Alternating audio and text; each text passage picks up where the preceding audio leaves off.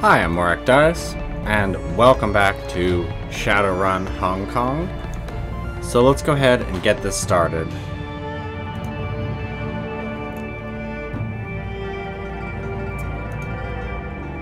So we have the bonus,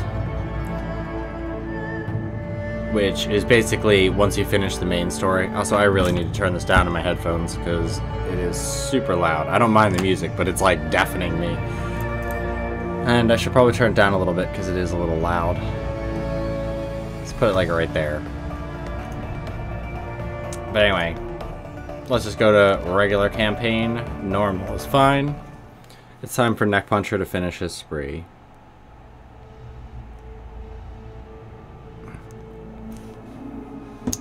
So, male, troll. Yeah. Let's just do none. And we get a whole bunch of new portraits. Our character looks a little different. We need to pick the angriest, neck-punchingest looking one. Like, this guy looks like he's gonna sell you a coffee. The guy's horns are a little short.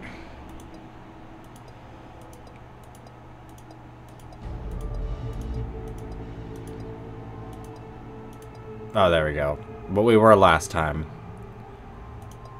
You can change a little bit in here, but it's not that worth it. I mean, you barely see it. Just like the other ones. Alright. So here's the new karma screen they have, which I don't particularly like compared to the last one. I thought the last one was very succinct. You do have special cyberware stuff. So you can get razor hands, or like a laser whip or a monofilament whip, excuse me. Quickness, strength, which the strength is pretty nice. They did a little bit better on melee weapons and close combat, but close combat loses some of its skills, which is unfortunate. You have to go to unarmed. Basically, they kind of nerfed close combat. And yeah, willpower, all the other stuff we don't need.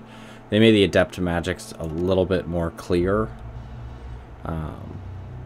But we have 55 points. So let's get up to 6.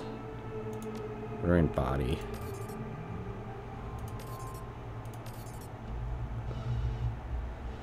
Yeah, we might have to let body slide a little bit just so we can...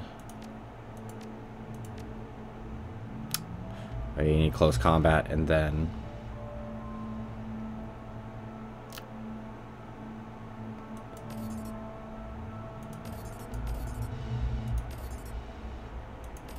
Okay, yeah, I think we can get...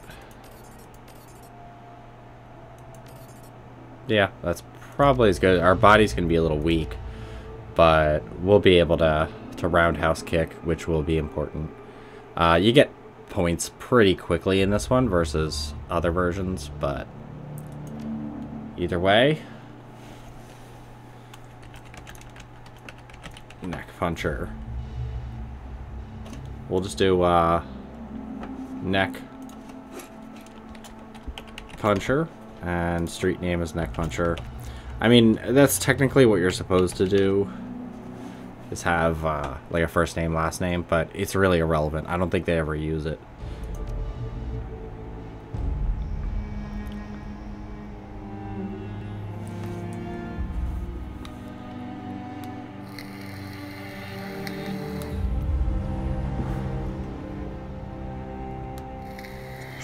You have one new message. Hi. It's Raymond. I hope I have the right number. Look, I know we haven't spoken in a while, but I need your help. Remember the day I took you and Duncan off the streets? I told you that the past is just a story, that if you can just accept that, your past loses all power over you. Yeah. I was wrong. I'm on my way to Hong Kong now, to finish something I should have faced a long time ago. And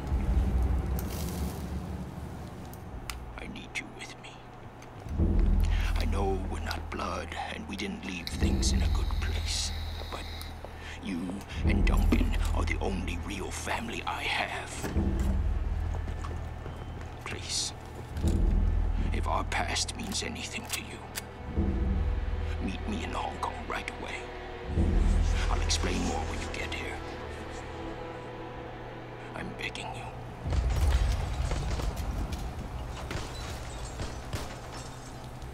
I'm almost out of time.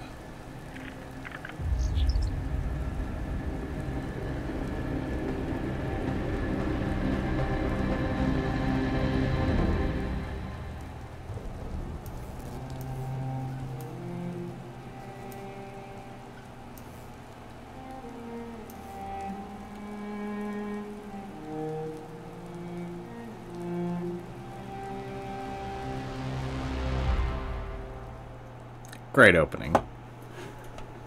Again, it's not hard to see how this could actually become like a AAA title, but Hard Landing, Raymond Black, the old man, gave you a home once, took you and Duncan off the gang-ridden streets of the Barrens, sheltered, educated, slapped sense into you both, until you almost resembled productive members of society.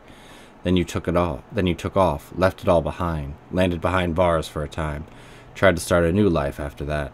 It's been 8 years since you've heard Raymond's voice, until out of the blue you got this cryptic message, a plea for help. Meet me in Hong Kong right away. And, wired to your account, enough new yen to pay for the flight and then some. The descent is rough. A squall comes out of nowhere, sending a solid sheet of rain punching into the suborbital transport. With a ragged shudder, the plane finally skids to a halt at the edge of Cheklapkok tarmac. An hour and an indeterminable number of emotionless security checkpoints later, you hail a water taxi to Victoria Harbor. Hong Kong looms ahead, pulsing with energy. So I played this one less than the other ones. There's also going to be random things that pop up that I might not be able to read. Like that, it's only up for a few seconds, but it's monsoon season. You step from the churning water taxi to the ponderous rocking of the docks, your stomach lurking at the transition. As soon as you're clear, the captain nods once and steers the small craft back into the harbor. The man never said a word, just handed you a worn brown duffel bag when you stepped on board, filled with gear. Some stiff new body armor and a note, better safe than sorry. Above, smog-thick clouds hang low in the sky, reflecting the lights of the city in a nauseating swirl. The wind changes direction more than once, creating a heady stew of aromas. Diesel, sea salt, street food, and filth. It's all you can do to keep your in-flight meal where it belongs. 2 figures stand waiting in the dim light of the pier. The first is an orc, lean, with in-your-face muscles and a jaw made to break fists. The second is an elf, one hand resting casually against her hip. Raymond Black is nowhere to be seen. Well, you don't you look like shit? Duncan Wu, the closest thing you've had to a brother. You haven't seen the man in 8 years, still charming as ever. He grins. Green's not really your color, Nick. Doesn't go with that nice new armor I got you. As soon as you open your mouth to respond, something shifts alarmingly in your stomach. A liquid, bubbling sensation. Body 3. Tough it out. Don't know what you're talking about. Must be the harbor lights messing with you. Must be. Guess you still got some of your old fortitude at least. He laughs. Considering how much synthahol we used to put down, I'd be surprised if you couldn't handle a little chop. I'm just giving him a regular voice because he has a lot of dialogue. Anyway, we gotta go find Raymond. Where's the old man? Never showed up. He's got the same baritone rasp. Had it since he was 12. Wu developed early.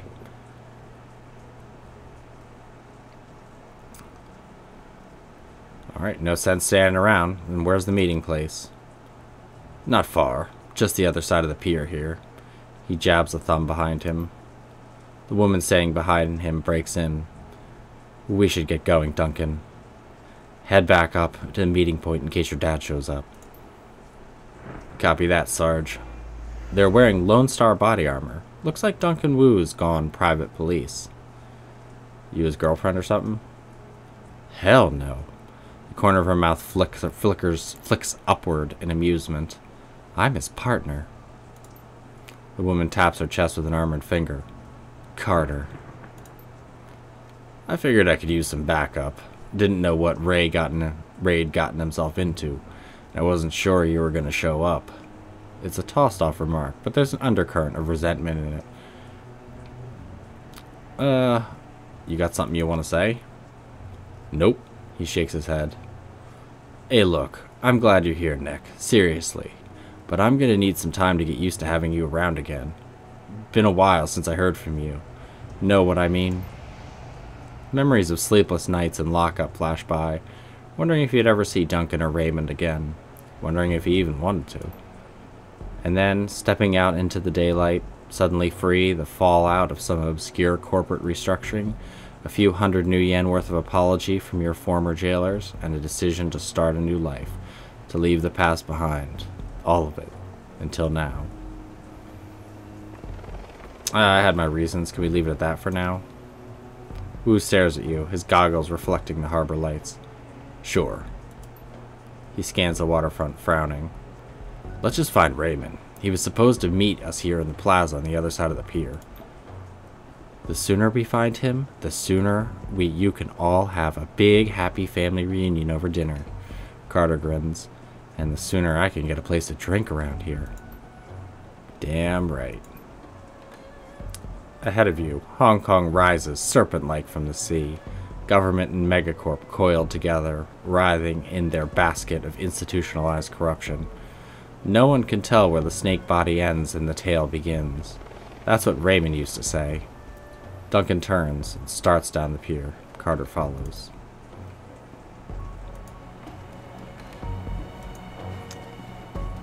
So first off, let's take a peeky peek over here.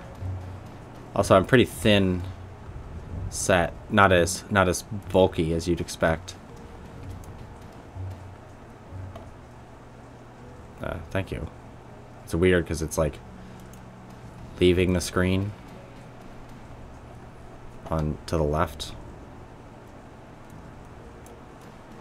Okay, I can do second mouse button for left draw or right draw. It's because I have it open to my second monitor, but it's not extending. The guard shack at the end of the pier is dark and empty. Duncan gives the gate a push, but it doesn't budge. I actually had to do a mouse lock on the application in order to play through it last time, so I might have to turn that back on. Huh. Well, that was open earlier. Duncan frowns. Looks pretty solid.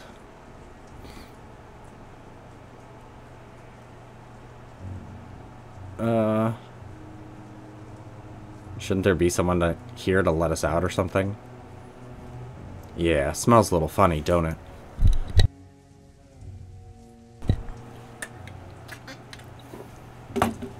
Need something to drink. Too much talking already. Oh, shit. That will happen. There's a couple dialogues that I've never seen because this skips way too fast. Come on, rookie. We can cut through the construction site. I hate it when you call me that.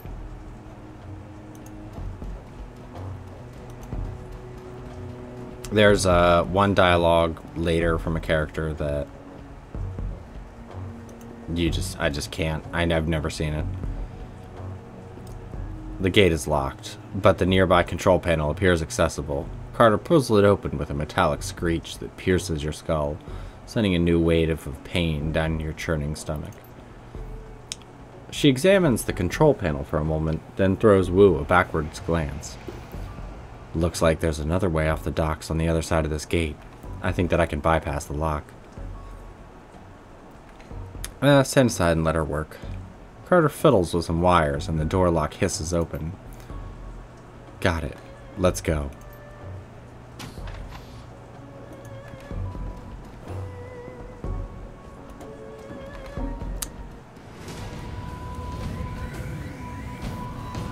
Shouting in Cantonese.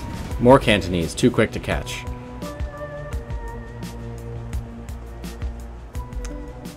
The group on the dock was fishing a package out of a speedboat when you surprised them. Now the package is at the bottom of the bay, and the speedboat is disappearing into the distance.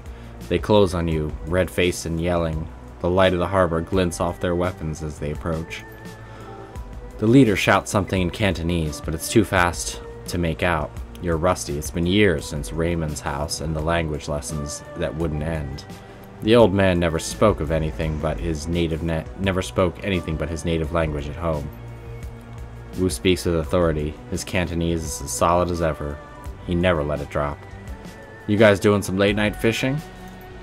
The smuggler smiles. Oh yeah, we're fishing for assholes. Wu points at their weapons. You're gonna need some better bait. All you're gonna catch with that is trouble.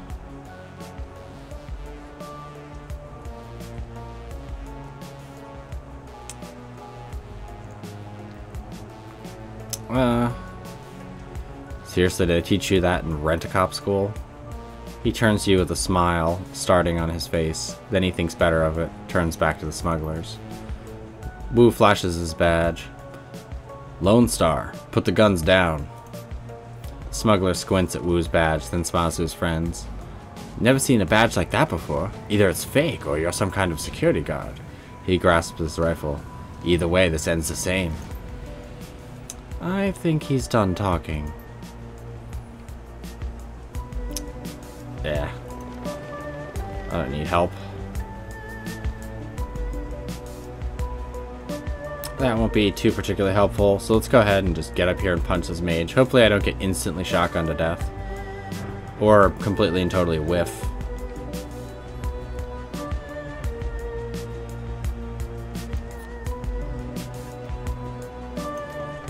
So, it looks like he's got a shotgun. Ugh, to get used to that.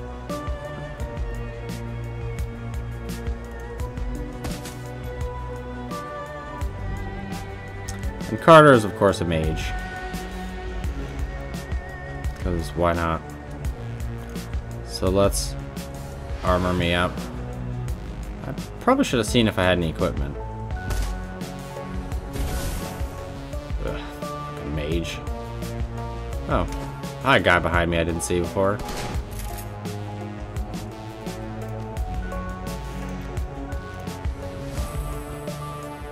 Is he armored? He is not. I should be able to roundhouse.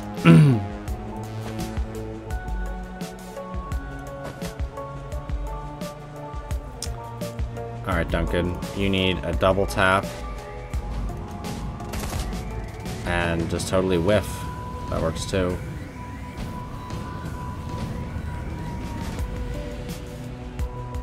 Yeah, kill the mage. Yeah, mages can actually hit in this one.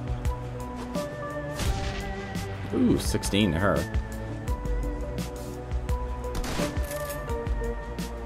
Alright.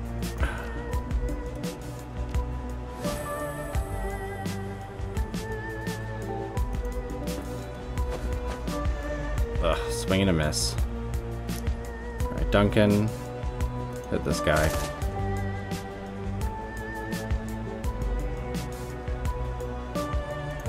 Let's armor me up like crazy.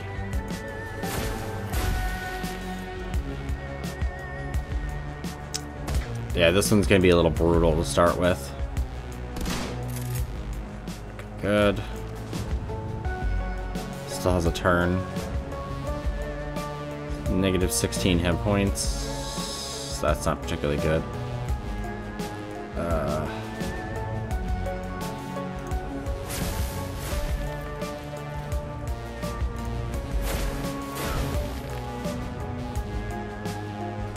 How about you shoot first?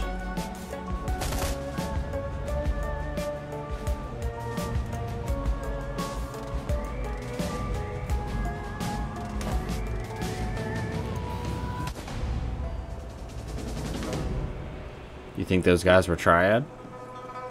Not sure. Don't recognize their tattoos. By this point, there'd be more than just the Triads. There'd be tons of groups and gangs. So I do not like the alarming number of frames dropped.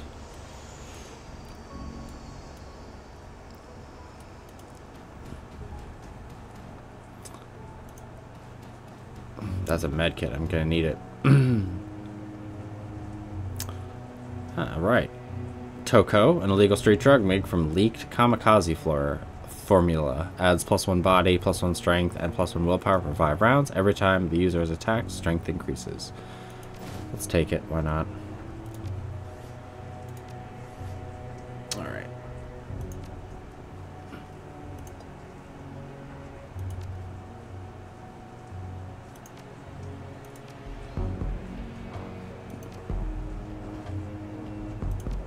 And I believe if I switch to her... See, I thought I could use it. Oh, well, I'll have her use basic medkit. Yeah, with my low body, it's gonna hurt for a little while, but it's worth it to actually hit people because you need at least a 5 in strength to even do any damage. Another gate panel. This one's been vandalized and busted up good. A real nightmare of a repair job. Wu stares at the fence, considering. Loops and whorls of razor wire glitter in the lamplight. Looks edged with monofilament. The corporations here don't screw around. Oh, we just cut ourselves an opening. She shakes her head. Even if you could, it'd snap back on you. Ever seen a high-tension wire whipped through a human body? You don't want to. Duncan nods his agreement. We aren't touching it.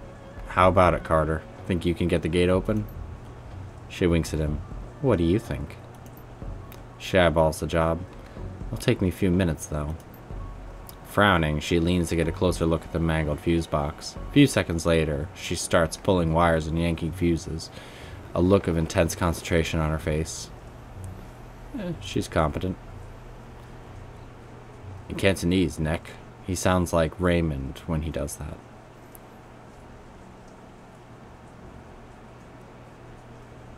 In Cantonese, she's competent. I know. She runs the riot squad I'm assigned to. He continues in Cantonese. We speak only Cantonese from now on, just like we did when we lived at Raymond's. Those endless drills are about to pay off.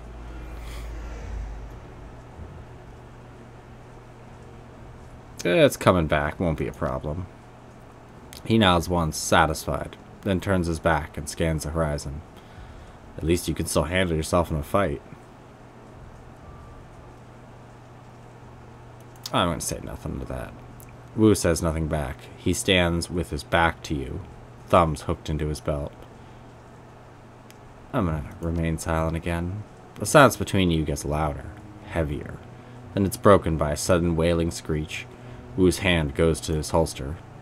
The screech is replaced by the sound of grinding wheels. Glancing over to the console, you see Carter grinning back at you. Got it.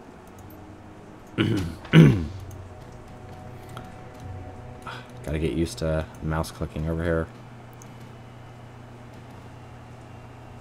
The light from the nearby vendor stall stabs into your eyes, triggering a throbbing ache in the back of your skull. You stop short, squinting as rough voices drift on the wind. Where's everyone else? Where's the damn shipment? I haven't seen him yet. We just got here. The voice becomes irritated. Long way's probably waiting for us, so we can haul it out of the boat for him, that lazy bastard. Let's just hang out here. Let him find us. Carter keeps her voice low. Looks like we're on a stroll through Smuggler Central. These gangers don't know we're here. We could probably just slip past. Or we could clip them. They're already looking for us. Might be better to take them out now while we've got the element of surprise on our side. Yep.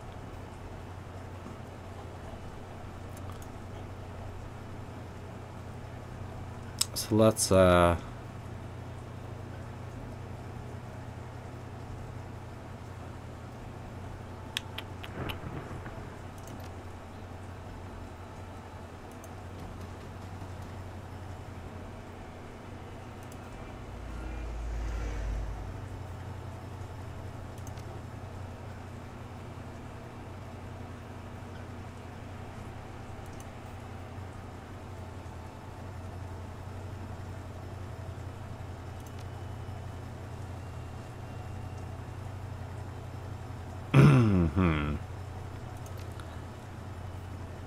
Smuggler, street mage. Well, Duncan hit him.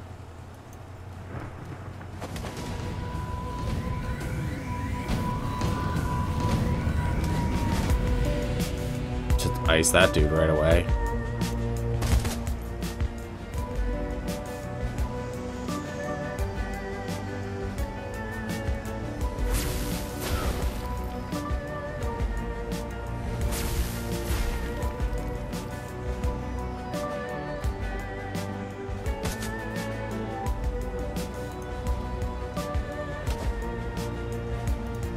And good night. Oh, you bastard.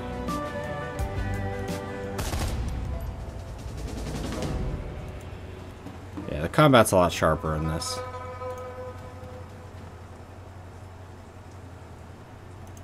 Yeah, I'll take a med kit. I don't think... Did anybody even get hit?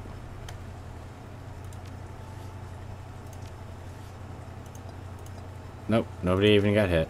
Nice.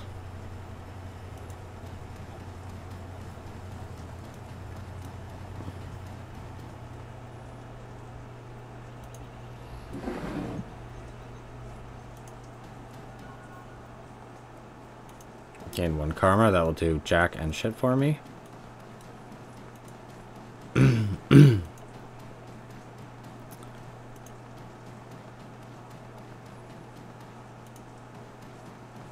Hello, fellow husky troll. Crossing the street, you can make out 4 shadowy figures loitering in the plaza ahead. Troll, orc, dwarf, elf. 2 men, 2 women. They're different from the smugglers on the dock. Alert, poised, professional. You can see they've made a token attempt to conceal their weapons. The unspoken message is clear. We're strapped. Mind your manners.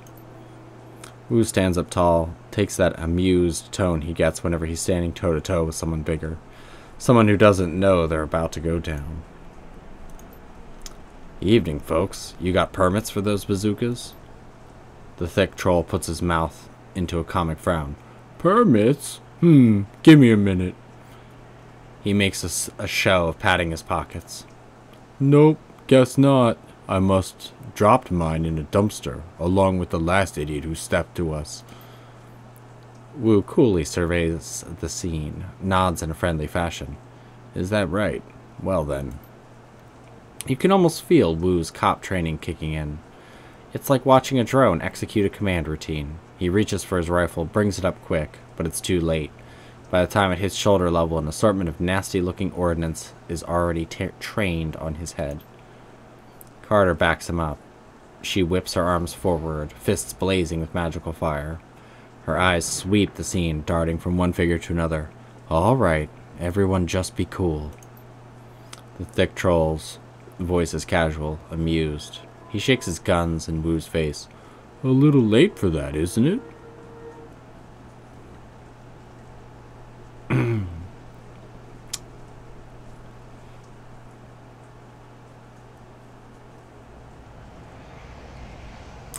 Yeah, I'll raise my weapon too, because it's just my fists.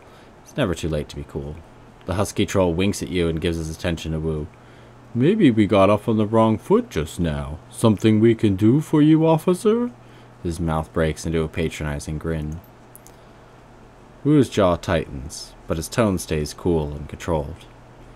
I'm looking for an old man, Raymond Black. We were supposed to meet him here. You know him? The troll nods his enormous head. Uh-huh. Wu's voice gets an edge. You can see a vein in his temple start to pulse. Where is he? Carter sees it too, her voice neutral. Easy, Duncan. The troll maintains amused eye contact, but his weapon stays trained on Wu. That's right. Easy, Duncan. Your friend Raymond never showed. We've been waiting for the better part of an hour. You were gonna meet with Raymond? Uh-huh. So you're his tour guides, right? The troll's yellow-brown tusk shifts into a smile again. Kinda, yeah. The old man hired us to take you all on an excursion. Wu's brow furrows. Hired you? He takes a moment, looks them over. They're an odd assortment. a cybered-up troll, an orc girl with magical fetishes, a dwarf with a cyber deck slung on her back. Ugh, dwarf decker. Gross! And a tall elf standing behind them, quietly, inscrutable. All with guns trained on Wu. Ah! The troll nods. Mm-hmm.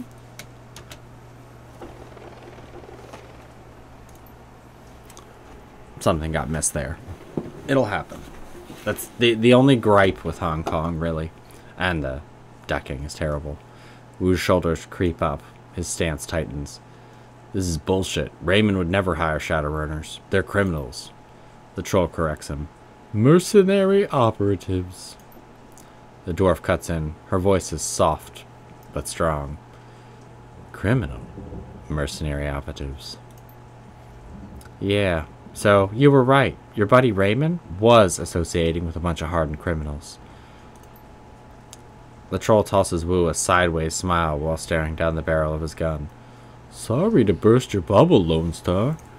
Guess you didn't know your old man as well as you thought, huh? Wu tries to shake it off, but he's struggling to process the information. You can feel the heat coming off of him. The runners sense it too.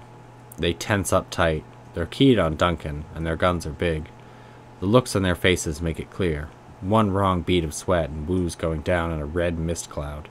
Quick, wrong step! Carter remains completely still. Her voice is level, moderate. She's done this before. Let's all stay focused. No need for this to get ugly. She speaks quietly to Wu, who listens without turning, his focus squarely on the troll. We need to find Raymond. These are the people who can help us do that. Oh, sorry, I'm yawning today. It's like gross humid out.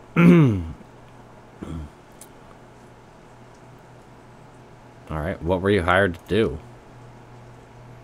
You can tell the orc girls had enough tension. She blurts it out. The old man wanted us to take him into Kowloon Walled City.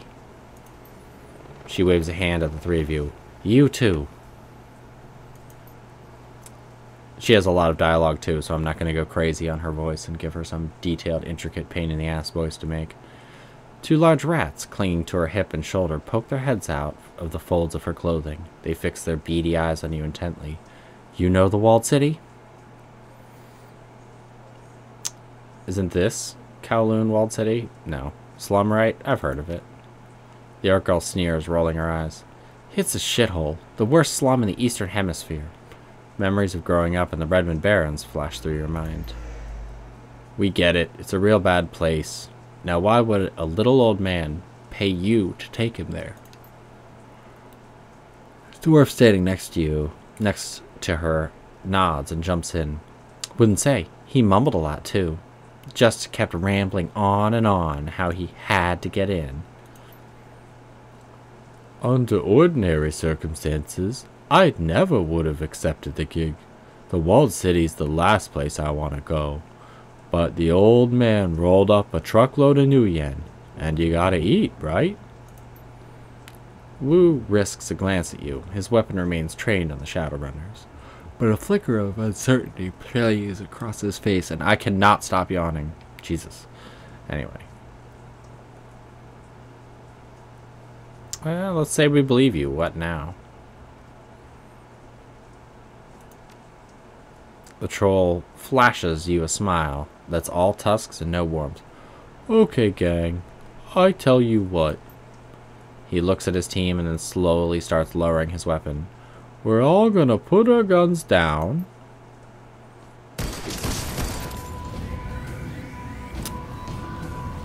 Yep.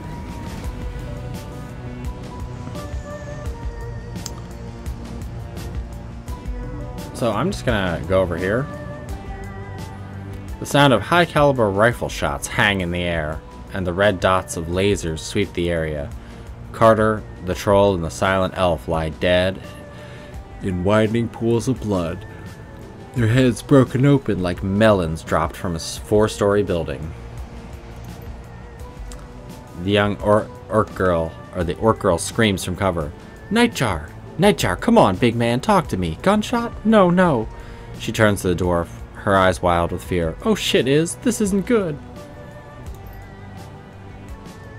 Duncan, woo, neck puncher, come out where we can see you. You have 3 seconds. Duncan crouches behind cover, his gaze locked on Carter's corpse. His voice comes out in a hoarse, Jesus, stop fucking yawning. Stand down, damn it. I'm law enforcement. Lone Star. Lone Star. He's driven deeper into cover by a hail of gunfire. The dwarf shakes her head at him. Her voice is flat. Save your breath. They won't listen. Use your eyes. These bastards aren't here to make arrests. A sniper shot hits the wall next to her head, showering her an explosion of plaster. Yeah, we need a way out of here now. Everyone pipe down. Just give me a minute. The rat girl stares at the ground intently, as if listening. Then her brow furrows, her eyes go beady, and her nose wrinkles up. She begins to sway back and forth, her lips moving soundlessly. She snaps out of her trance. Okay, everyone, I got a way out. It's at the end of the street. Everyone come with me. Everyone? We don't need rent-a-cop, Scobbit. We're the only ones. The little orc whips her head down towards her friend. They've got extra firepower, I got us an exit, but we gotta get past the heat. We can't shoot our way out of this one on our own. If nothing else, they can soak up a few rounds for us. She turns to you, her pupils pinpricks of intensity. Just stick to cover and keep close. There's a door down the street that leads to a back alley. That's our exit point. You fall behind, you get left behind.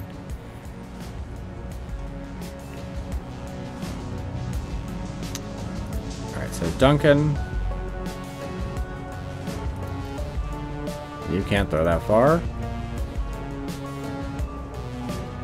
We've got a Hong Kong captain. So basically you have to get like up here, I think. And I think if you're behind certain amounts of cover, it won't work. You'll end up in a bad place.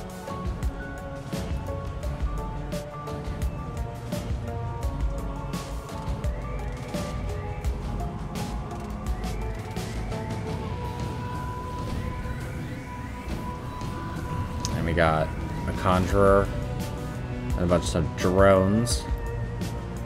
Basically, I'm trying to get him to hook around down here to take out that guard. Alright, Gobbit. We need you here.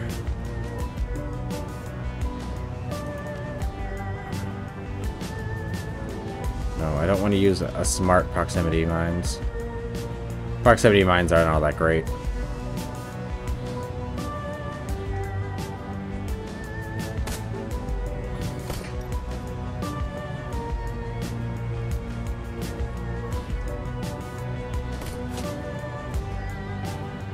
These guys are just pecking at me.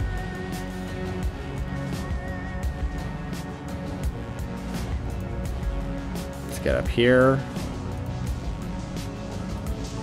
Gobbit. Haste me up.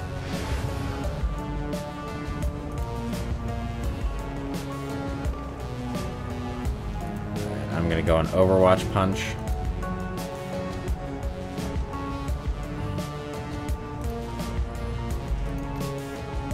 Time for her little pea shooter to get to work.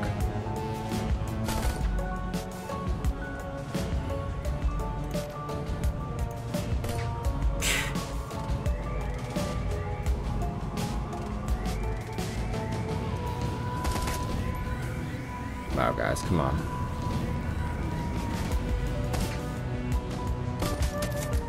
Ow.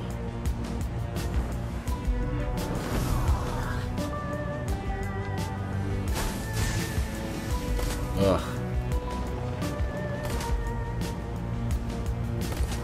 God damn.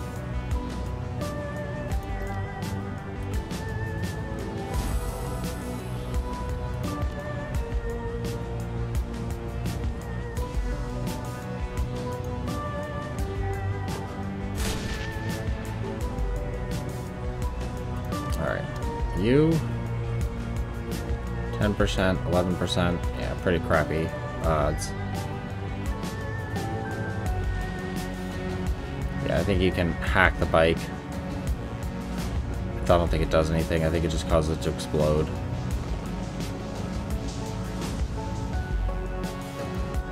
You get up here because I don't respect you.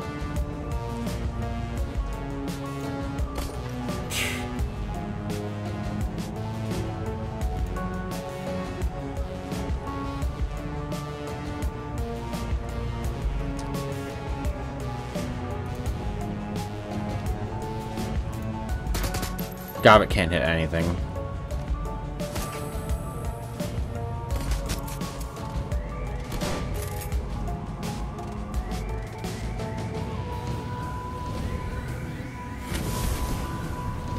Oh, this is only 4 damage. Ah! Bastard.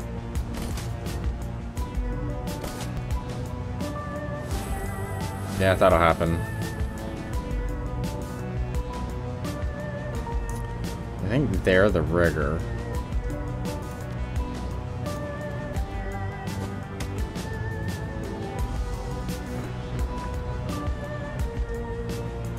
Alright, Gobbet.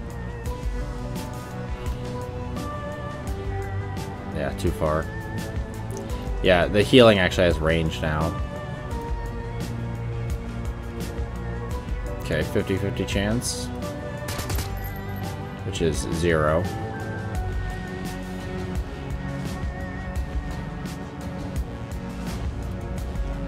Get up here.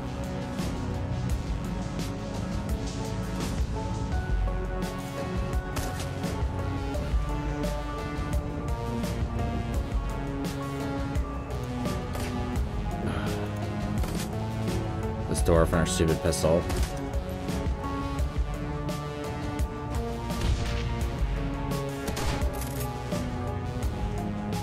Good, he missed.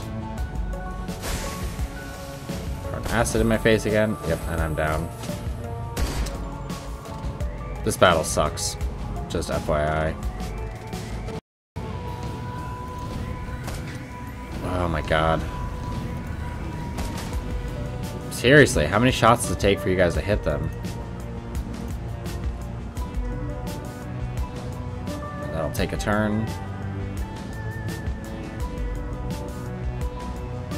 Just double pot shot him. She actually hit? It's actually really surprising.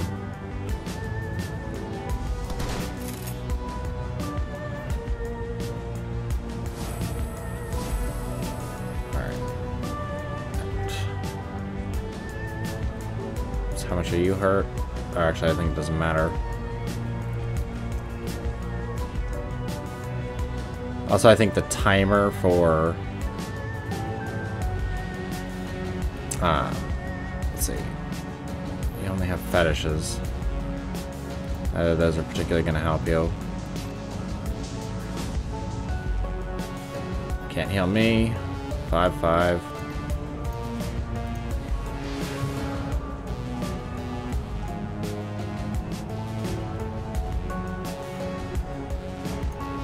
%, 65.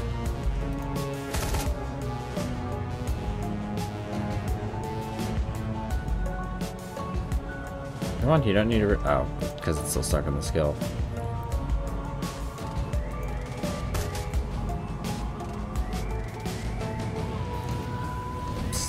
Really?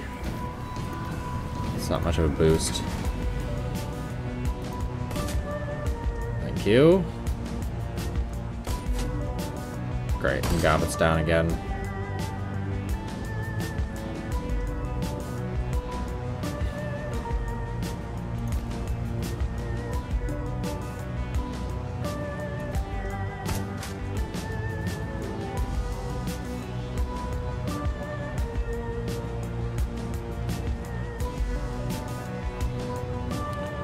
How about you run up to here?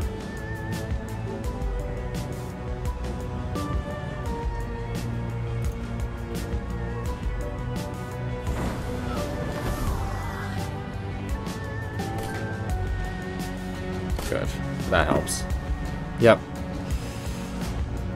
This mission sucks.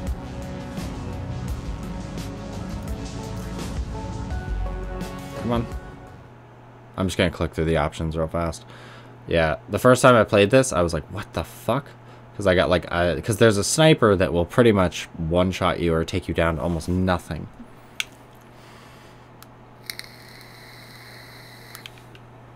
But, so you have to stay in cover, and basically if you're a mage, a conjurer, or anything else really, you're going to get pretty much wrecked right away. Being a melee character is terrible too. I've done... Seriously? All the way back here? There was no autosaves in between there?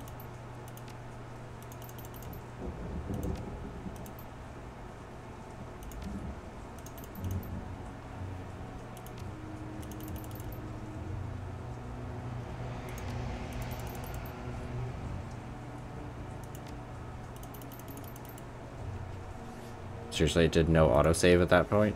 Because I thought the next screen had an autosave. Jesus Christ.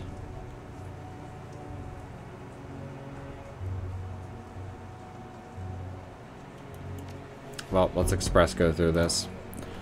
I probably should put more points in my body. So let's just skip through the dialogue.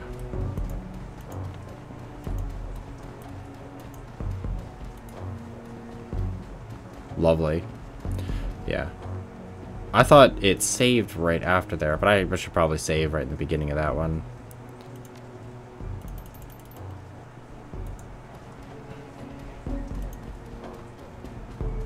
Oh well, I get to redo battles. My favorite.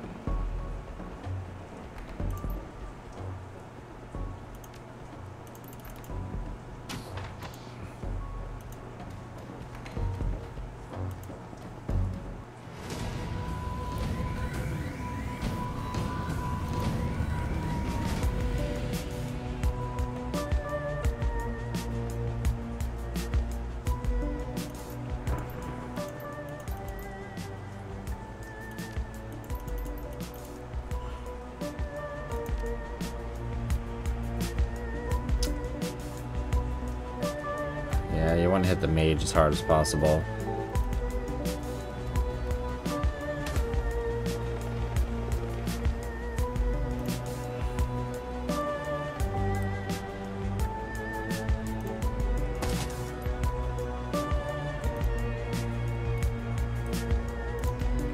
Armor me up so I actually can take hits. It also sucks because you get no healer for that point.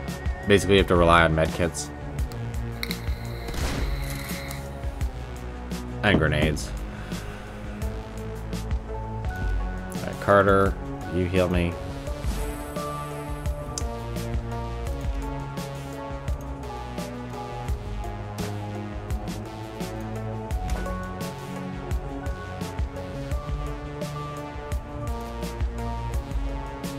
Nah. Hit him, he's a soft target anyway. Good, shotgun's down.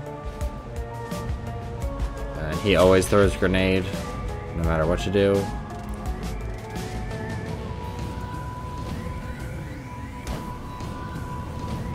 Ugh, really? You could have stood there and hit him. There's problems with this combat where you can't, like, move and punch, and it'll pick inefficient paths. There's a big problem with that if you play like a sniper kind of character, where you'll have to get into position, but they'll get into the wrong position, and it'll end poorly, actually. Yeah. So let's use Carter's.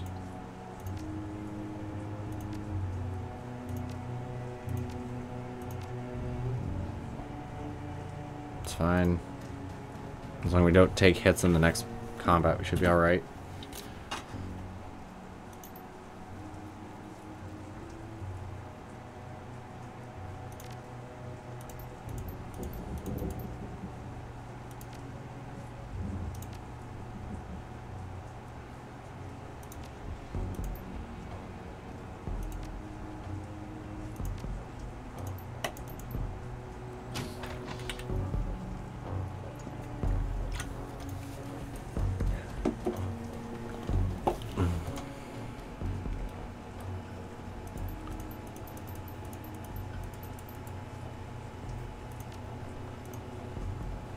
Come on.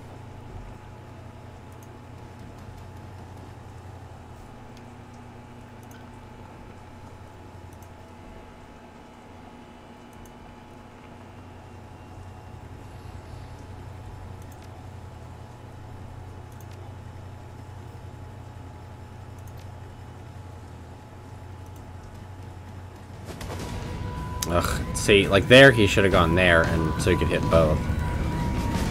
But he didn't. Oh, great, and I missed.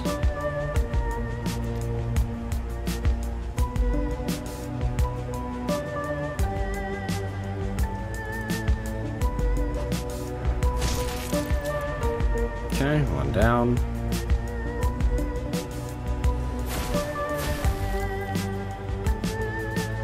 Somebody's gonna take a hit.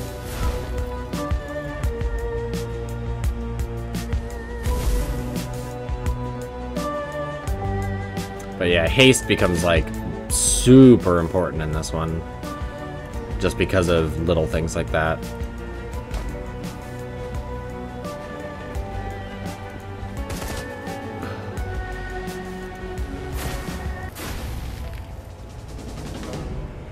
Okay, or is everybody full? It's a shame. I would have liked Duncan to die instead of Carter. Carter's at least a healing mage. That's way more useful.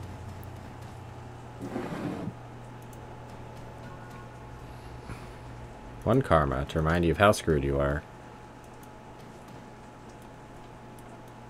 Thank you. Screen wasn't like rolling up.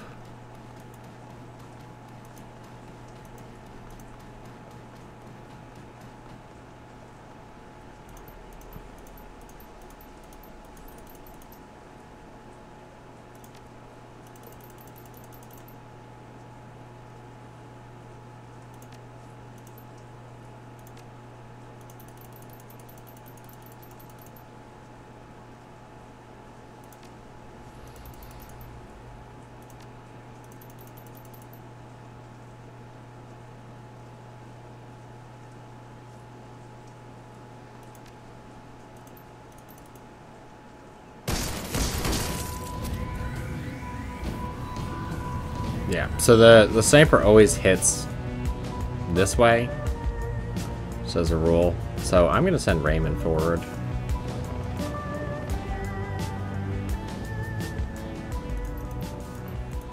Because you only get basically one turn there.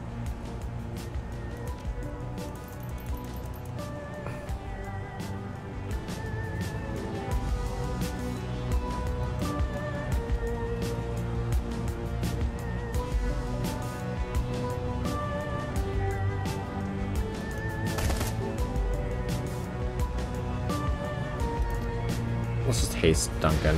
He's the only one that has a reliable weapon.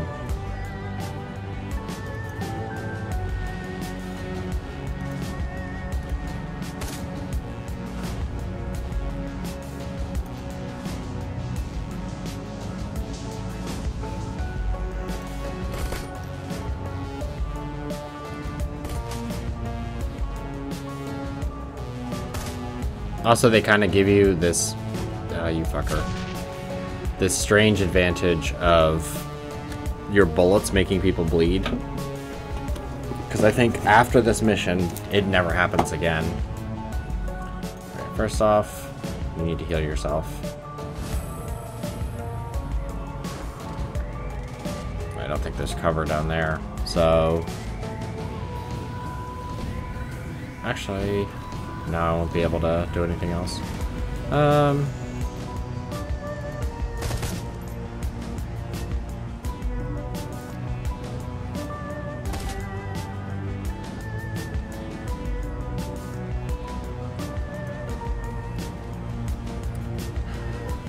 Also, I'm 98% sure the motorcycles explode.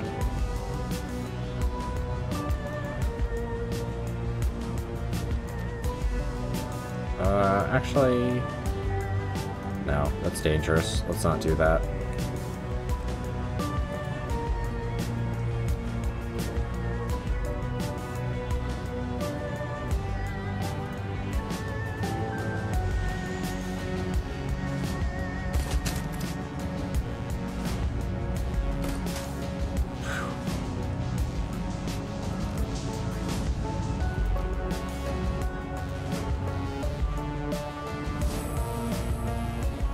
It's your only use because your gun is terrible.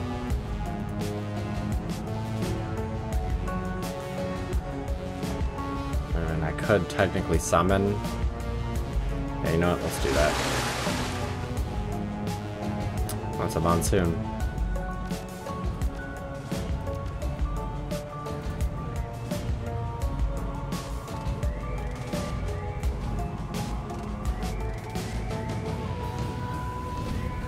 He has no armor. Oh, hey, you have healed wound? Nice. Yeah, also the spirits are updated.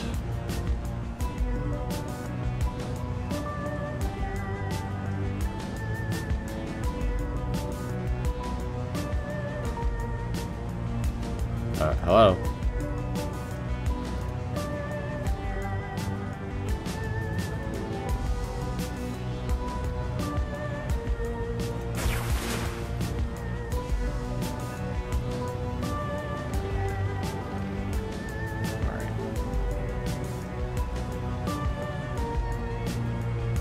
So I'm gonna get shot a lot, but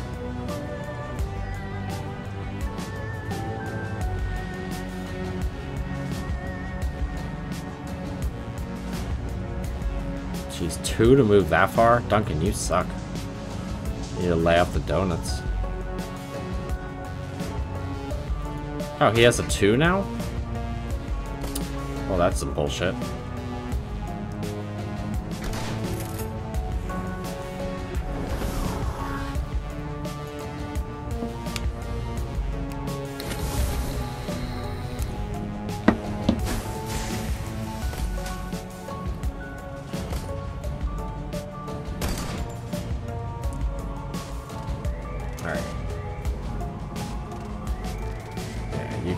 Do much anything. You can heal, which is only 1 hit point because the acid.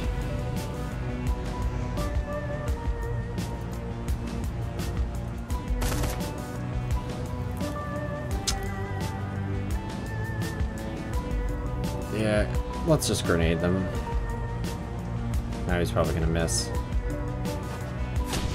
I mean, still hit who I wanted to, so that's fine.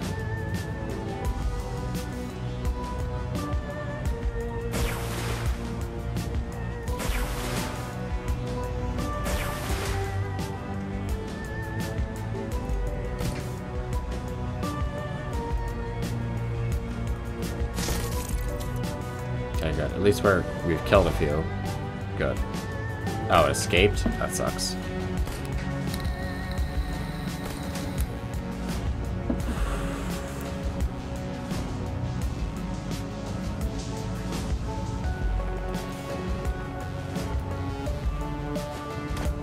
Good. Hit them both. Alright, Gobbet. Haste Duncan.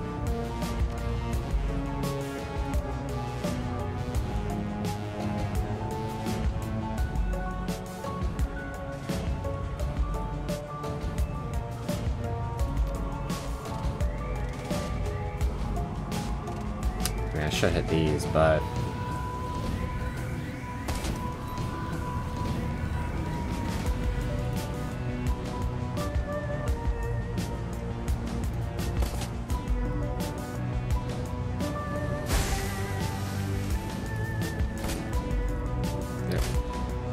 and here comes the Bunamo. See, it's weird that I didn't put up I didn't see a timer for it. Normally there's a timer.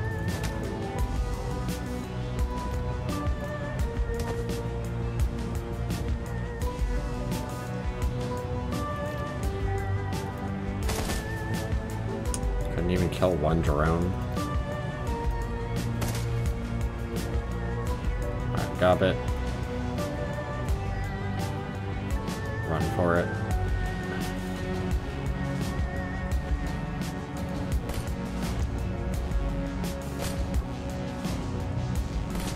Okay, down again. There's another guy up there too. Okay, yeah, it is. It's just up here.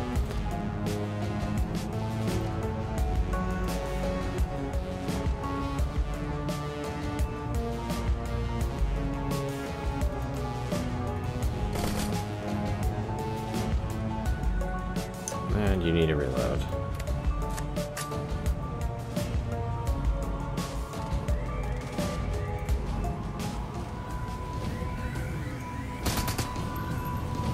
Hey, you actually hit a thing. Yep, here comes the next one. Yep, that's a sniper rifle. I think there's, yep, still more.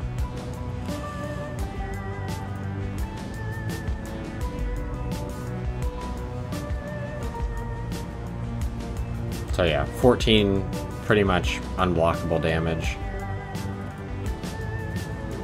Well, it's like 10 to 18.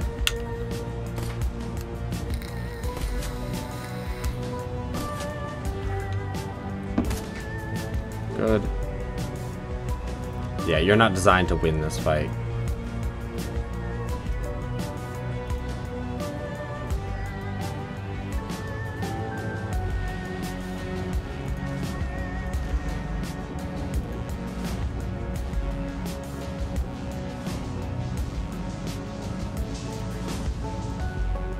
I almost misclicked.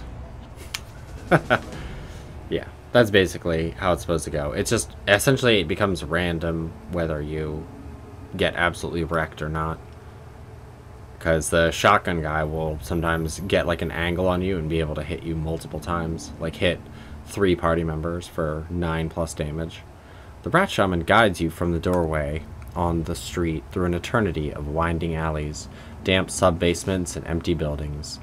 Stumbling through refuse and filth, you make your way into the sewers below Victoria Harbor. It reeks down here, but it's quiet. Gobbet stops, sniffs, and wipes her eyes with the back of her wrist. Her rats squeak softly in the folds of her clothing. The dwarf watches her silently for a moment, then moves closer and gently takes her hand. In the dim light of the sewer, you can see they're nearly the same age, no more than 20, 21 tops.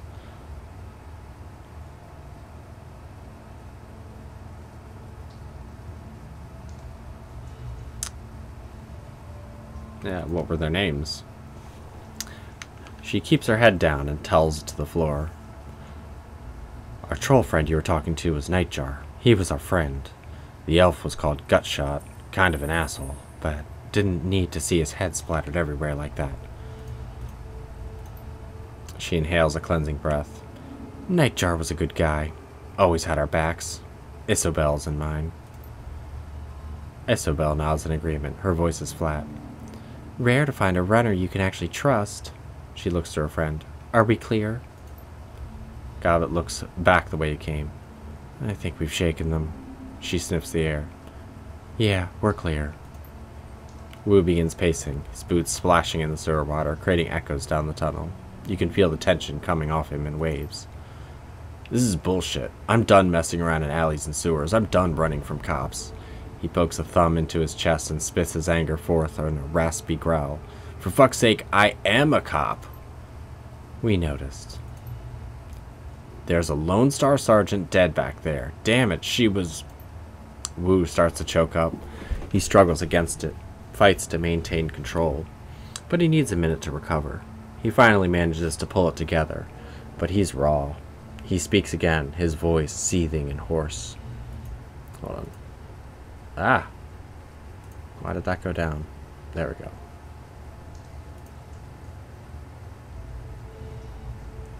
Alright. There we go. That's just what I want to see. Something was moving out of the way. I don't know what the hell's going on with the Hong Kong cops, but I'm calling in some Lone Star backup from home. I'm going to get some of my own people down here, and we're going to find Raymond and figure out what the hell's going on. The little orc shrugs. Whatever you say, big guy. You have fun with that. She looks over at her friend. They both nod. Iz and I are out of here. Best of luck finding your friends.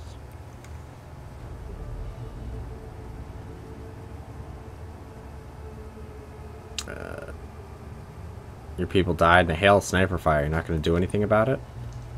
Of course we're going to do something about it. In fact, we're going to do 2 things. Run and hide. Look, we got you to safety, but now we are done with this shit. We don't intend to die for you.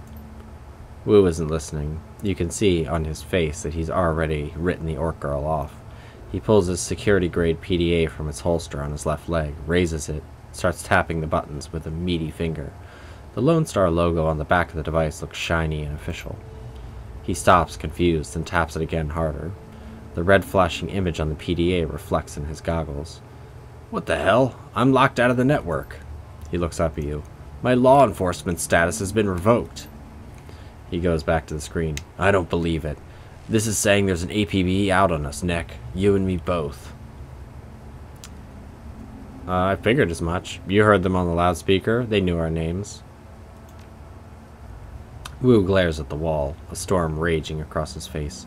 "Fucking hell!" His hand clenches into a fist around his PDA. "This just keeps getting worse."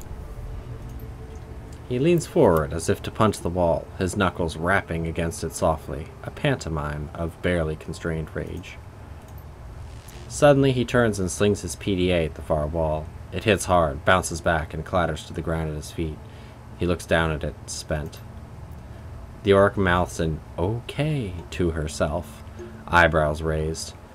"And on that note, I think it's time for us to say goodbye. Come on, Isabel, let's..." She's cut off by sudden smashing noise as her friend's boot comes crashing down on the PDA at Wu's feet.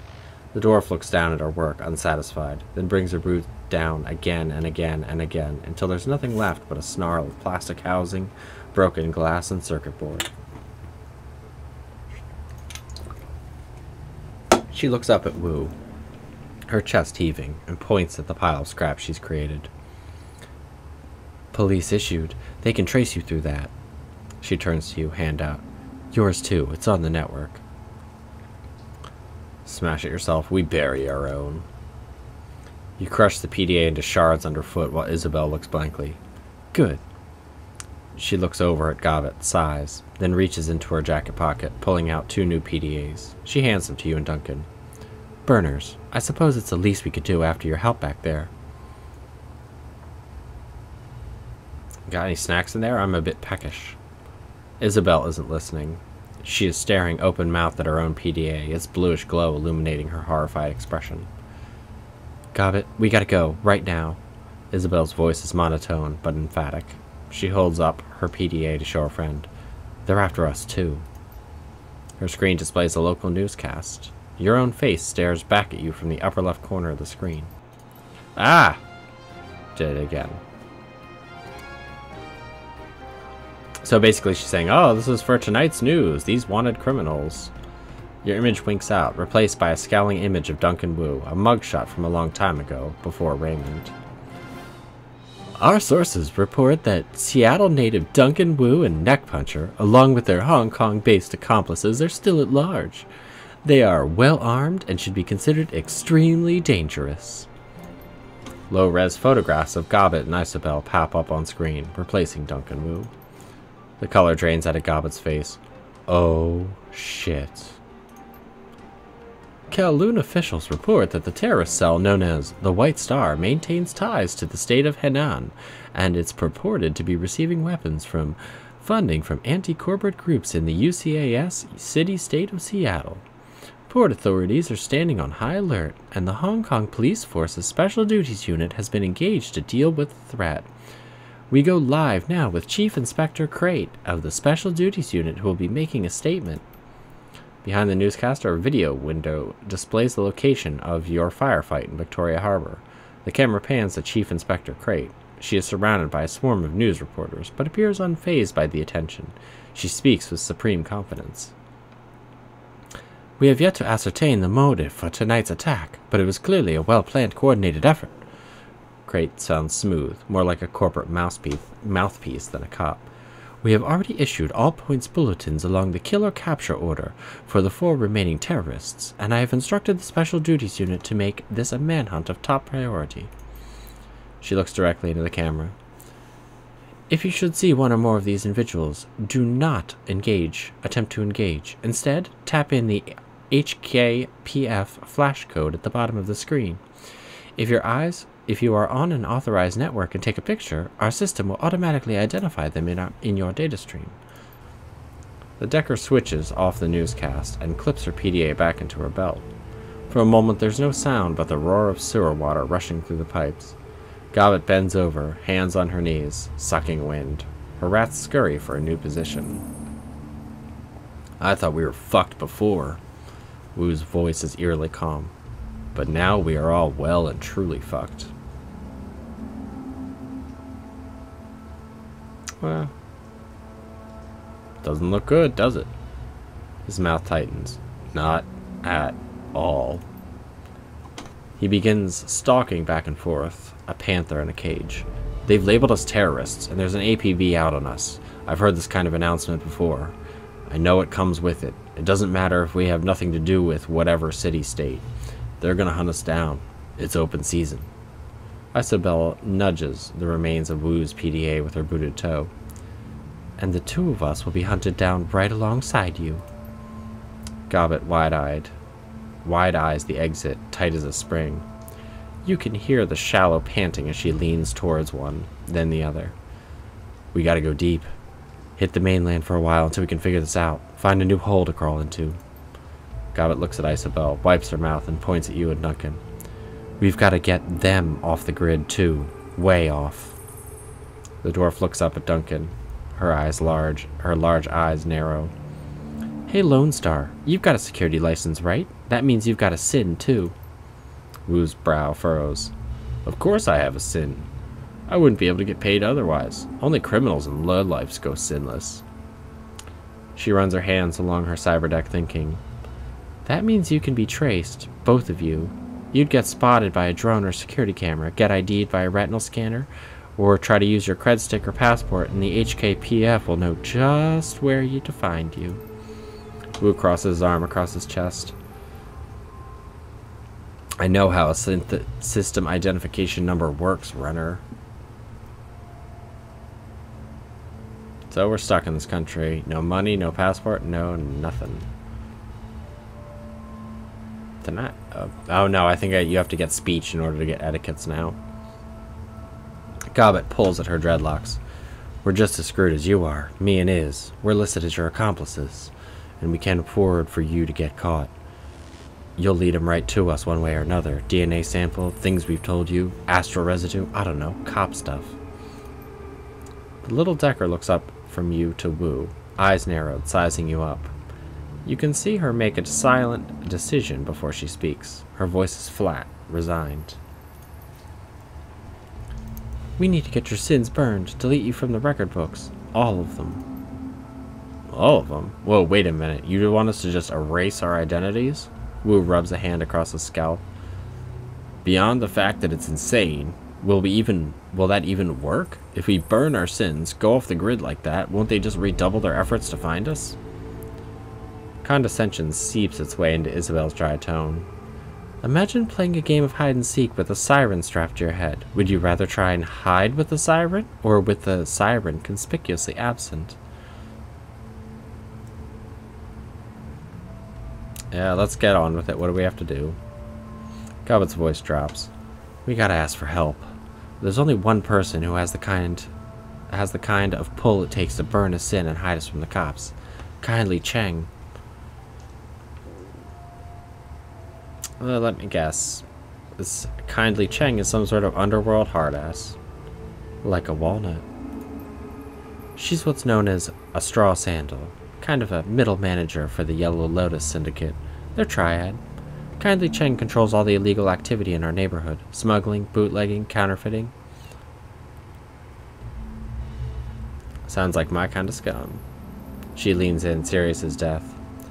This is no joke. Kindly Cheng controls a good-sized portion of Kowloon's underworld. She has soldiers, resources, she's smart, and she is not to be underestimated. Isabel's voice is hollow and flat. Taking favors from a woman like that, like Kindly Cheng, is a good way to get yourself into indentured servitude. You don't want to owe favors to a woman like that. Her eyes get big, round. Ideally, you don't want to deal with her at all. That was Nightjar's job.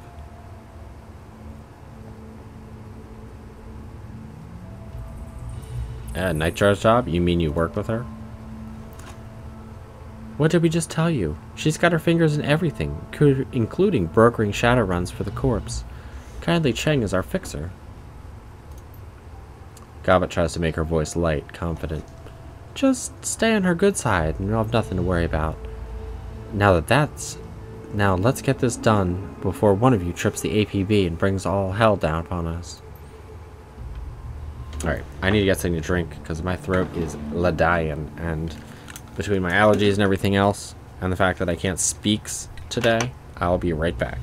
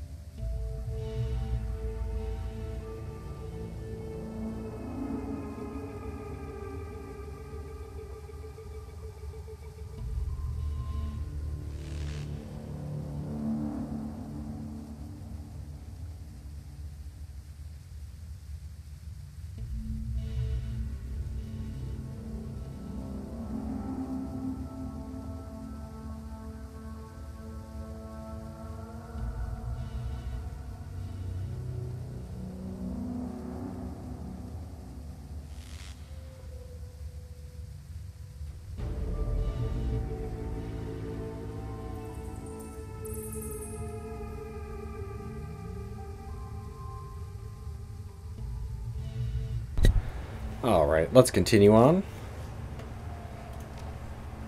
Double clicking. What? Oh, yeah. There's no way to get around that way. Derp derp.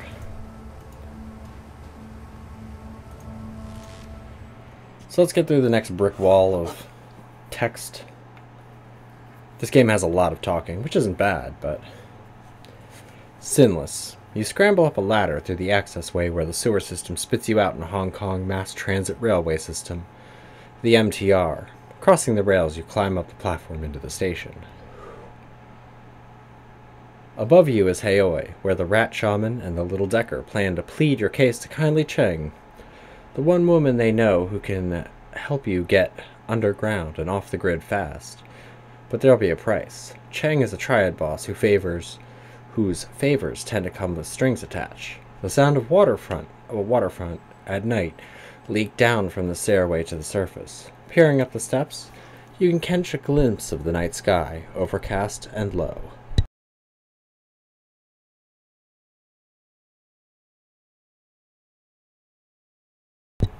There we go. I just needed to catch my breath. I ran. I was not expecting it's too early in the morning for me to be running.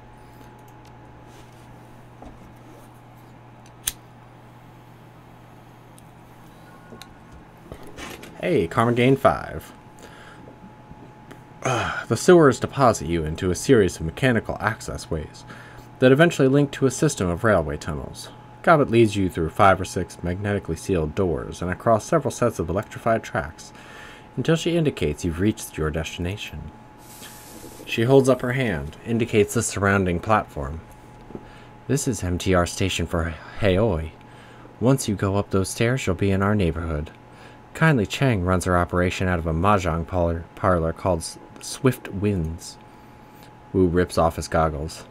There's an APB on us. How do you expect us to get to the Swift Winds without taking a bullet?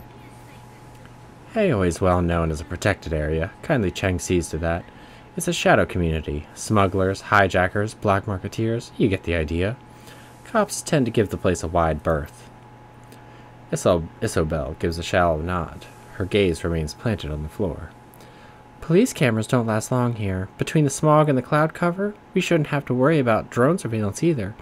The HKPF won't find you, not if you follow our lead. Gobbet widens her stance, put her hands on her hips. Now here's how this is going to work. You can't get an audience with Chang until you secure an invitation, so that me and Iz go ahead and pay our respects.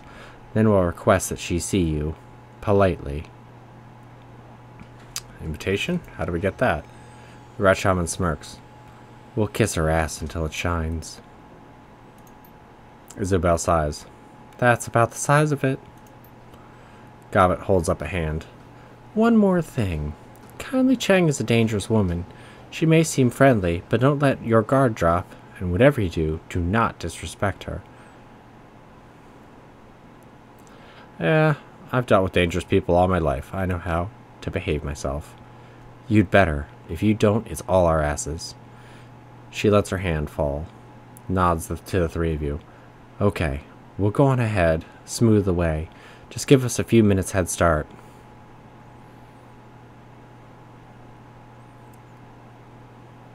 Why don't we just go with you? Because no one knows you here, and outsiders aren't welcome in Haley. Gobbet eyes Wu up and down. Plus, your friend here radiates cop. Cops are even less welcome than outsiders. Then she looked your way. And you're not exactly ordinary, either are you? I am what I am. She smiles for the first time. Yeah, that's what I'm worried about. If people see us strolling through town together with no prior explanation, we might not make it to the mahjong parlor at all. I get it. Her eyes narrow and she nods approvingly. That's good. You catch on real quick. We need your sins burned as badly as you do. And we need to figure a way out of this shit, or we're all dead.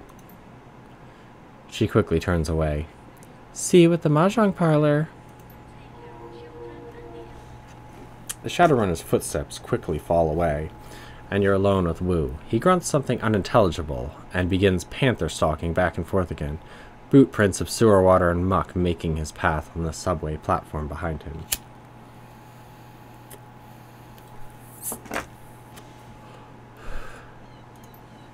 Minutes pass. Wu stops pacing and runs both hands over his face, groaning a sound of anxiety and disgust. It dissipates when he stands there silently, his hands covering his face, his shoulders shaking with emotion. He begins to laugh. It's a laugh that comes from deep down, from the place where fear and frustration and impotence swirl. But the barrier holds. Wu focuses, taking control of his breathing, and his laughter begins to slow. He becomes himself again. Oh my god, Nick. After an aftershock of laughter shudders through him. Are you fucking kidding me? What the hell are we doing here? How did we get into this? He drops his hand, turns to you, shaking his head in disbelief. I think I'm gonna lose it. Yeah, do whatever you gotta do, but make it fast. He glares at you. Make it fast? What? Carter is dead, Nick. They fucking ended her. I said Nick? Neck. He puts a hand on his forehead. I don't know what I'm gonna do now.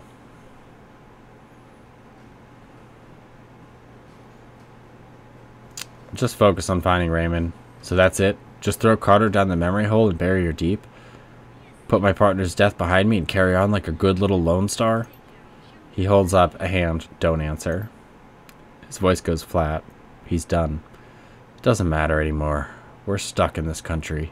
Surrounded by criminals. You live here, Dillhole. And the police are trying to blow our heads off. He grabs the back of his neck, squeezes. Screw it. Maybe I should just let him. You know why? Because we're gonna burn our sins, Nick. Jesus Christ, do you know what that means? The moment we do that, we're dead. To all the world, we're dead. We're wiped clean. He counts it off on his finger. Raymond, the house we grew up in, my career, Carter, all gone. No home, no money, no identity, nothing. He waves his hand, brushes it all away. We will be nobody. Yeah.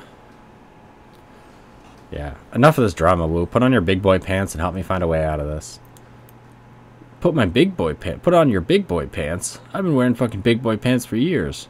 And who the fuck are you to tell me after all this time? Wu cranes his neck forward, his lower jaw thrust out ahead of him. You left me behind, Neck. You left me behind. You left me behind. Memories flash bright. Suddenly you're back 8 years ago, on the street outside of Raymond's house. Just you and Wu, middle of the night.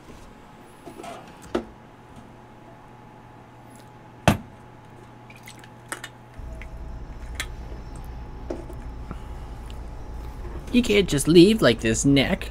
What am I gonna say to Raymond? You know how he is. Sorry, man. Gotta go. Seriously? That's it? What is so important that you have to run out now in the middle of the night without even telling Raymond why? He's distraught. You can see it on his face, hear it in his voice. He used to be lost without you.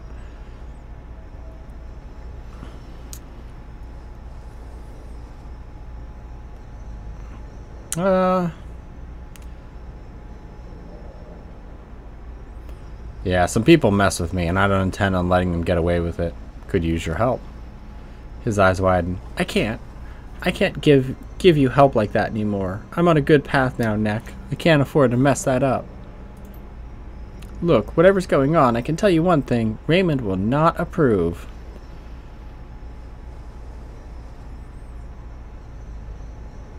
Yeah, Raymond doesn't approve of anything but the life of a wage slave. See you in a couple days.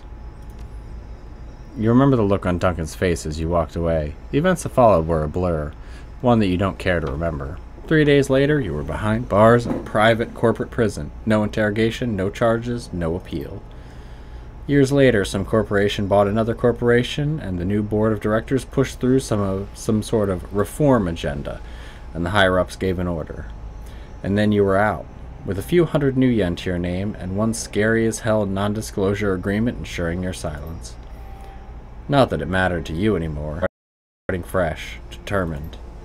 Until Raymond tracked you down, left you that voicemail, brought you to Hong Kong, back together with Duncan Wu.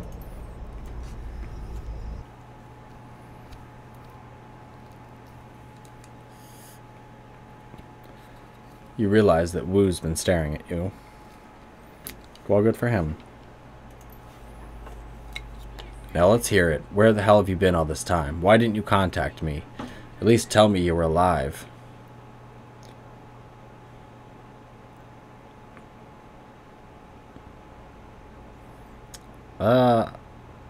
I wanted to, Duncan, but I was locked up tight. Corporate black site. No communication. No shit. He squints at you. Full lie detector mode. Oh, fuck. I had no idea. A range of emotions plays across Wu's face. He stares at the ground for some time before finally looking back up to you with a heavy sigh. Wow, I don't know how to process that one right now. He shakes his head. I don't know. If we're still alive tomorrow, we can talk more. This shit is too much. We're marooned on this island, hunted by cops. My partner is dead. Raymond is missing, and we're about to go see a crime lord about racing our goddamn identities. As a bonus, our allies are a pair of tiny criminals who would kill us if they could, so they didn't have to deal with this. He rubs his head viciously. Listen, Neck, back in the Barrens, whenever I was out of control, you just handled the situation, remember? With Carter gone, I'm just a raw nerve, and I'm afraid I'm going to slip back, and people are going to start getting hurt again. I got the lead, Duncan, just like I used to. He stares at you hard, like he's trying to see something inside your head. Then he checks his weapon, cocks and locks. Back to business. Good. Now let's go meet that triad woman and get our damn sins burned. I want to rip off the bandage as fast as I can. Yay, so we finally have free control.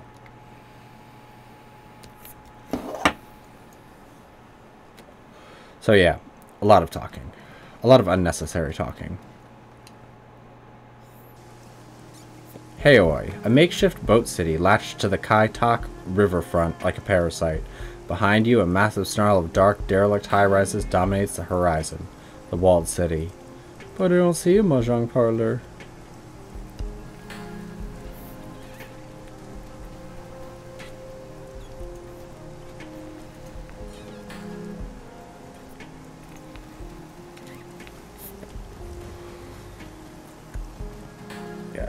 Nobody will do anything for you until after you've talked.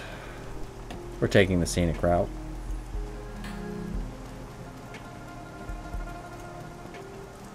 walking through Guy's Flowers.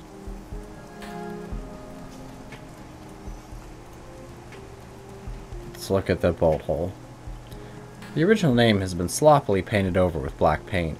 Newer but somewhat weathered characters have been painted in bold brushstrokes and read bolt hole.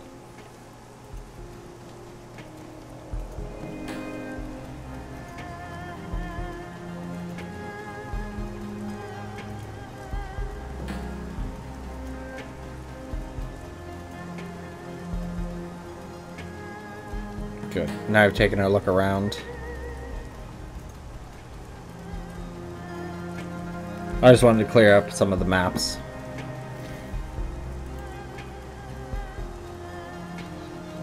More frame dropping. Thanks.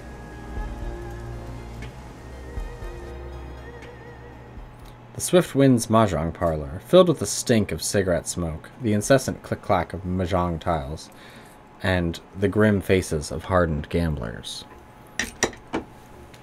Sorry, interruption. I need to move some stuff before everything falls over.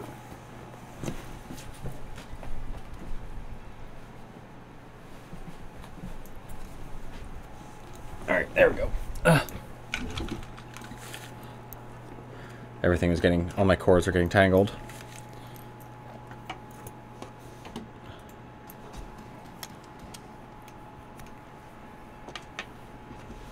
Come in. We have a lot to talk about. You can feel every eye in the room as you cross the mahjong parlor to the middle-aged woman sitting patiently at its end. The click-clack of ivory-colored tile stops. Hands stray beneath tables into jacket pockets behind backs. I feel perfectly safe here. The woman has a face of a prison guard and a demeanor of an inmate. Her salt and pepper hair pulled back into an iron-hard bun, and beneath it, 2 shiny black eyes offer nothing. Buttons sewn onto a doll.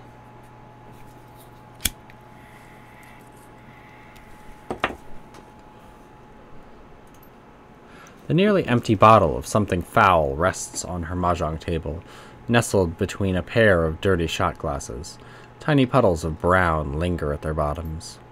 Gobbet and Isobel stand on either side of the table, heads lowered, shoulders slumped, hands clasped.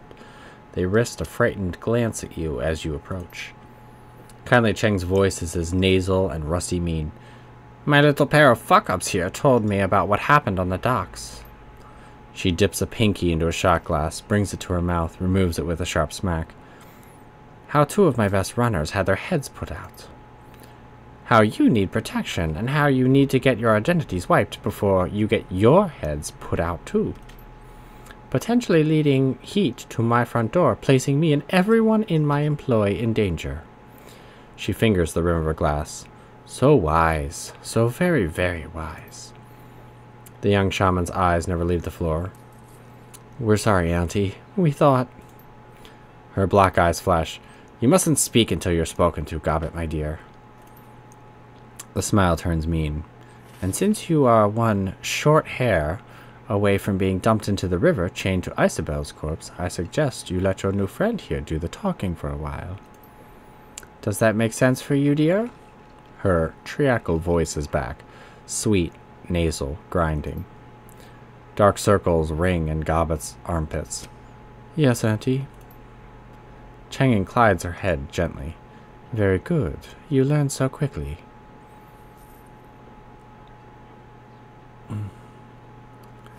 I'll remain silent. She pours another drink. Her cheeks are rosy, already flushed. Now, my darlings, I understand from little rat shit here that you came from Seattle to meet with my client, Mr. Black. Wu's jaw tightens at the word client. But before you could find him, the HKPF started splattering gray matter everywhere, and everything went to shit. And now you need your sins burned so you can disappear before you end up dead too, is that right? Yes, ma'am. Very good. Why don't we start with you telling me who you are? Call me Neckpuncher.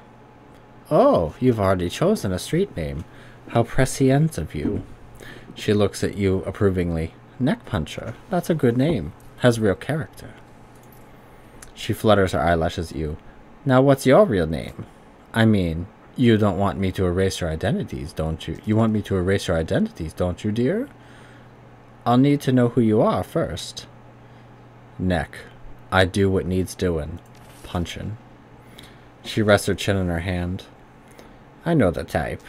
And how did you become someone who knows what needs doing, Neck?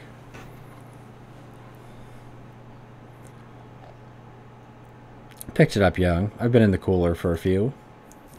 Wu's brow furrows and he shakes his head. I still can't believe it. Kindly Cheng whips her head towards Wu, a nasty retort already on her lips. But then she stops, sticks out her lower lip, and as she sizes him up, she turns to her lieutenant standing behind her, nodding her approval. Looks like the gun show is in town. What's your name, gun show? Wu's focus remains straight ahead. Duncan Wu, I'm a cop, Lone Star. I hear there were some fresh corpses found in the docks tonight. Smugglers, I believe. Didn't sound like Hong Kong police when I heard about it. You're doing Duncan Wu? Wu's eyes remain fixed on a spot on the wall behind her. He smolders.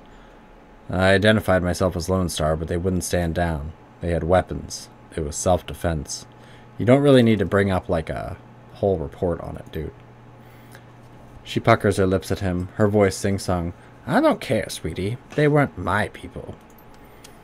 But I know you're a life-taker, Mr. Gunshow. You and your friend here. She begins arranging mahjong tiles on the table in front of her. But now I'm curious. Why were you meeting Raymond Black on the docks tonight?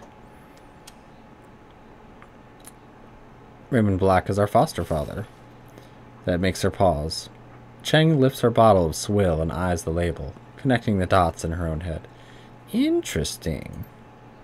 A look of disgust passes over her face. Sorry, kids, but he was looking like shit when I saw him. His eyes half open, dark circles around him, dragging his feet, the whole bit. She tisks in displeasure. Your foster daddy was in a bad place. Sounds like he wasn't sleeping. Could be. From what he said, it sounded like he was having nightmares. He would stop in the middle of a sentence and then mutter something to himself.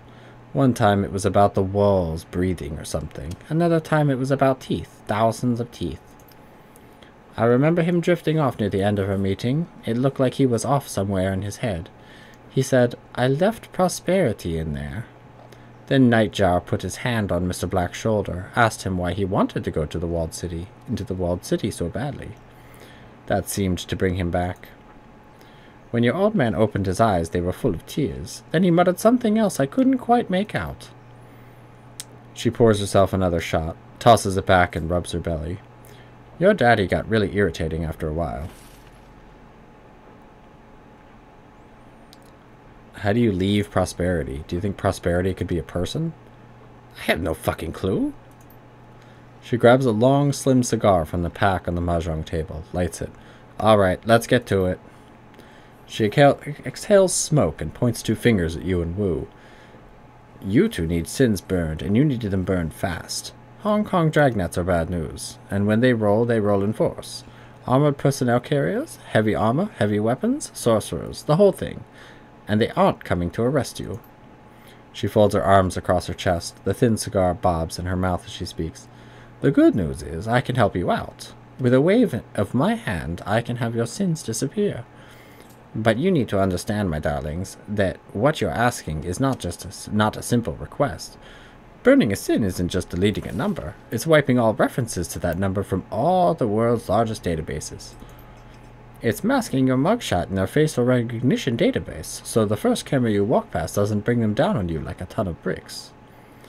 It's covering our fucking tracks, so the act of burning your sins doesn't lead them right to us, and it requires contacts in numerous corporations in the UCAS government. Smoke rolls out across the triad boss's nose. It requires someone like me. Therefore, I need to make a choice. She takes another drag from her cigar and gently places her palm flat on the table. Do I kill you and dispose of your bodies before the cops come looking for you? Or do I help you burn your sins?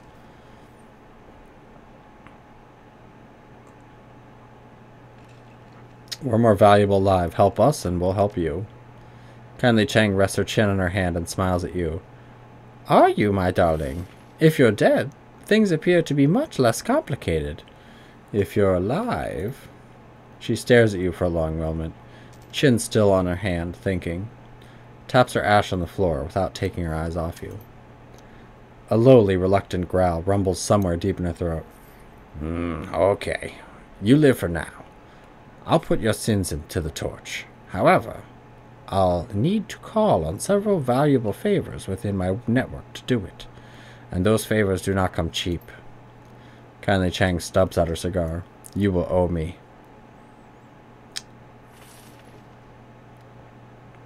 Whatever you say, Auntie. Don't roll over so easily, my darling. People will think you're an ass-kisser. It's unbecoming. I want you to deliver a message to me, to a business associate in the walled city. The Yellow Lotus has a strong presence inside, Neck. Isobel can tell you about it, can't you, dear? Isobel grew up in the walled city. Isobel's eyes remain lowered. They collect taxes from corporations, extort protection money from shopkeepers, run drugs, guns, people. They hurt people. We do those things, yes, but to be fair, we also operate the walled city's black market. You might not be alive today if it weren't for the lifeline that we provide. Isobel clams up tight. Chang picks up a mahjong tile and turns it with her fingers. There's a red pole, sort of an enforcer, yes? On the inside, his name is Strangler Bao. Bao is a strong man, a good soldier, but he has forgotten his place. I need you to remind him. Let me guess. By remind him, you mean put a bullet in his head? No! If I wanted him dead, I would have said so. Don't jump to conclusions. You aren't any good at it. She tosses you a memory stick. This is a message for Bao. You will deliver it to him, in my name, and then return to me. Remember, Neck Puncher, Bao's men are my men. By right, they should be all serving me. I would prefer if you did this quietly, without killing them. I have no use for dead soldiers. She turns the goblet in Isobel. One of you will go with these two Westerners to the walled city. Help them locate Bao and show them the ropes. The other will remain here with me. I have several menial and degrading tasks that need doing around the establishment. No matter who goes and who stays, you'll both pay for bringing an APB to my doorstep. Yes, Auntie. Yes, Auntie. That was terrible. Now, I'm going to find out who ordered the hit on Nightjaw and do some dentistry on him with power tools. She closes her eyes and smiles with pleasure. That boy was my favorite. He sang to me sometimes. She opens her eyes again and sneers. The other one I didn't care about. Gutshot was an asshole. She turns away and waves you off with the back of her hand. That will be all, my darlings. Return to me when you are done. Leave.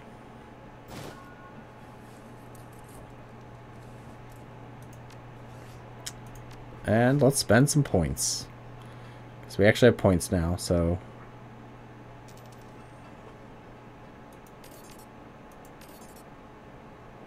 Okay. Whoa, grumbly sounds. I'll save for more body. I mean, I could get cyberware affinity. I mean, the hand razors are good. Spurs are eh.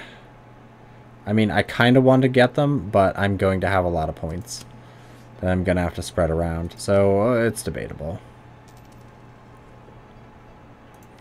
Also, do we get to choose who comes with us?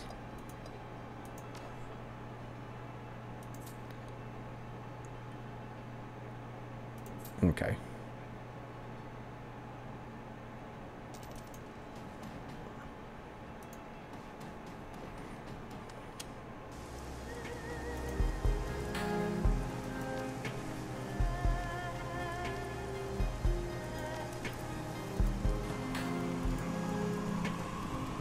I thought you got to choose who went with you.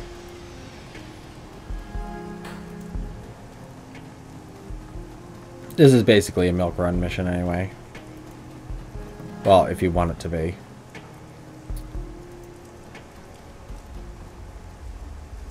Yeah, because let's see what we have equipped.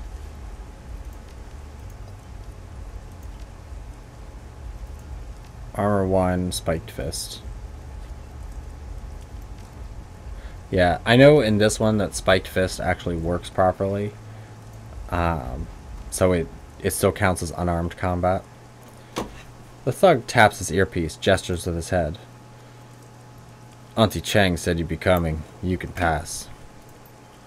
Uh-huh.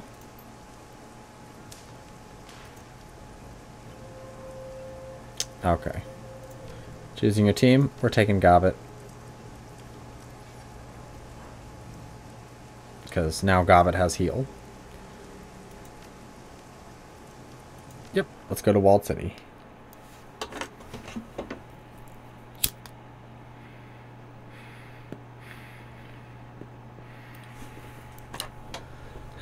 City of Darkness. Kowloon Walled City, the most densely populated spot on Earth. Nearly 40,000 people crammed into 7 acres of chaos, poverty, disease, and vice. A self-contained city that collects no taxes and provides no city services.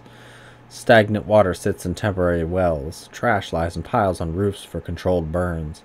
Improvised structures lean dangerously over populated areas. It's the ideal breeding ground for all manner of illicit trade. Drugs, gambling, black market trade, metahuman trafficking, and everything in between. The only law is triad law. And now you need to enter the septic system of a city, find a triad enforcer named Strangler Bao, and deliver a message from Kindly Chang.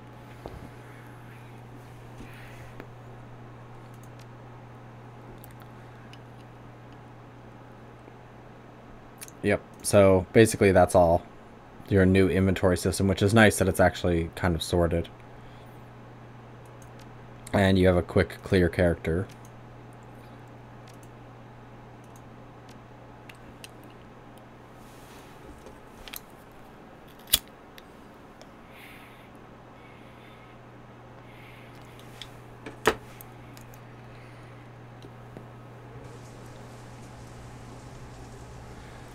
Foul, oily water rains down from above, mixes with the filth and offal and swill of the streets, turns it into a flowing slurry of unrecognizable sewage.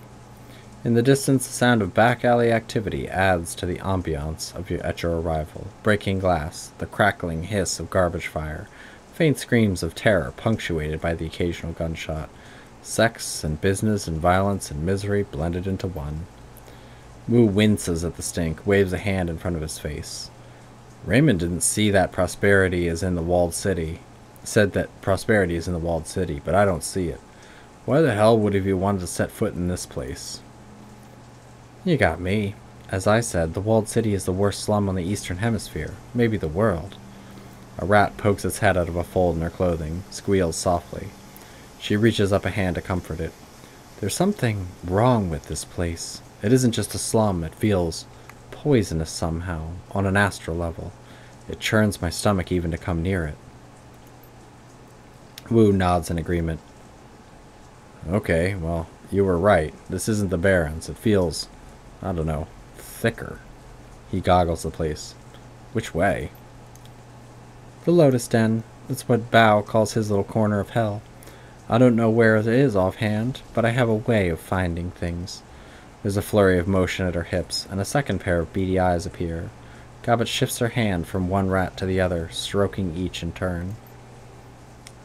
They probably aren't expecting anyone to come in force. We can kick in the door, drop the guards, hand over the message, and get the hell out. Kindly doesn't want them dead. She wants them to remember where their loyalties lie. It's tough to remember much of anything when you've got a bullet in your head. I mean, we could kill them if you really wanted to. Technically, Bao is the only one that has to live. But I'd rather keep Auntie Chang happy than piss her off again.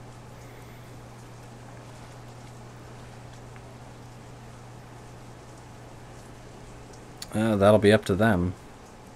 If they don't try and kill us, we don't dust them. Got it. Let's get this done. And as for that, I'm going to leave it here, because there's a lot of things that happen in here. And I'd rather save that for next time. So I thank you all for watching, and you have a wonderful rest of your day.